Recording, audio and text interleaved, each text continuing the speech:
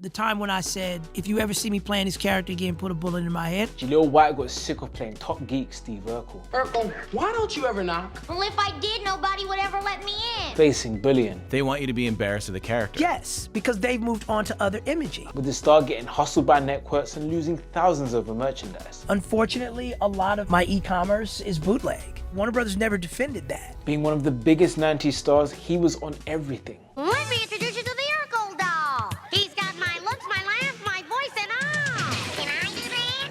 So if you can't have me, get the next best thing. Talking Urkel. I just pulled my string. The one and only Talking Urkel doll.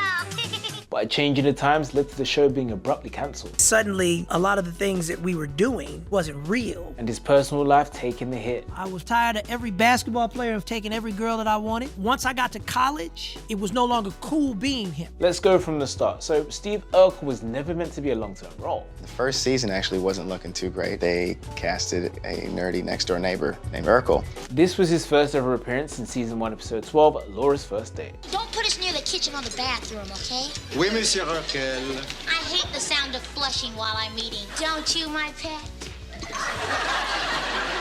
But his acting, character, and charisma morphed the direction of the failing show, with people rooting for him during the live recording. They would chant, "We want the nerd," in all the scenes that I wasn't in. Back then, I didn't have a parking space by the stage, so I actually walked back to the structure with the very guys who were chanting. Over the years, the show grew, with Urkel's catchphrase becoming a staple. Did I do that? Did I do that? Did I do that?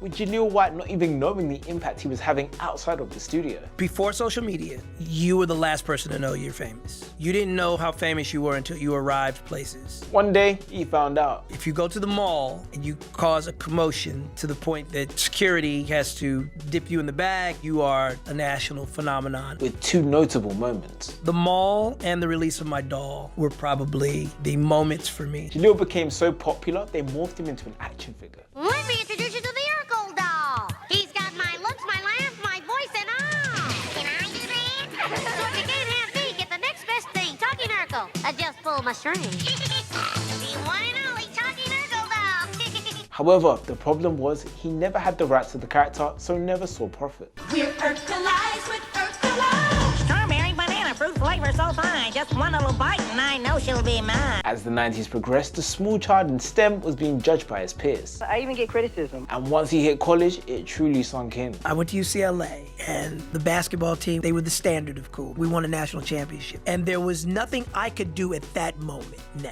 to be as cool as them. Playing Urkel from the ages of 12 to 21 meant that he was stuck playing the nerd while black culture was evolving. When I was in junior high school and high school, it was the dopest thing ever. We had new images. Tupac was running the scene at that time. Noticing the big difference. When we started doing Family Matters, songs like Parents Just Don't Understand, that was rap. And then by the time the show ended, the feud between Biggie and Pac was at a zenith point. As the culture in the black community was being reshaped by hip hop. If Tupac and Kadada are the coolest people at the House of Blues, and Urkel is sitting across from them, it's affecting my social life. Which not only made the show become unrelatable, but meant the time bomb on production was ticking away. Suddenly, a lot of the things that we were doing wasn't real. By 1998, the show was cancelled, with the last episode being lost in space. Hey, Mitch.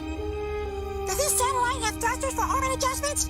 Jaleel White wasn't, however, free from the role and just wanting to escape. I was just a 20-year-old kid wanting to be freed of this. And literally, I grew out my afro. I wanted to do anything that was anti-Urkel. However, over time, Jaleel White would take pride in being Urkel and reprise roles for Comic-Con, events, and even Scooby-Doo. Name's Stephen Quincy Urkel, but you can call me Urkel.